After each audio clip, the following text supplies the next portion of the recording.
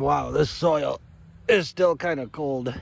His cold soil still, so they'll probably just sit there. But the thing is, they're getting too big for their peat pots and they're starting to turn yellow. So that means it's time to put them in the ground so they can spread their roots a little bit. So weather's just going to have to start catching up because I just can't wait on it any longer. So here we are. New patches have been mixed in with the old one. I moved this one up a little bit so I can actually walk back here this year. That was a problem last year. Here's patch number 2, and these are the giant pumpkins that are being planted today. I don't think I'm planting any other pumpkins today because they haven't broken surface yet. The other ones are still younger. And here is the sunflower patch. It's a little messy right now because it's still coming together, but 2 giant pumpkins planted and 2 Jubilee watermelons. These are going to grow this way.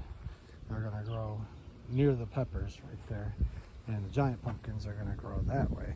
And as soon as my Howdens and Fairy Tales and Wart surface, they're probably going to put another one in here because this is a nice sized patch here. And then thirdly, I have my watermelon patch here that I just planted. This is the hottest part of my yard, so these watermelons should do really good here.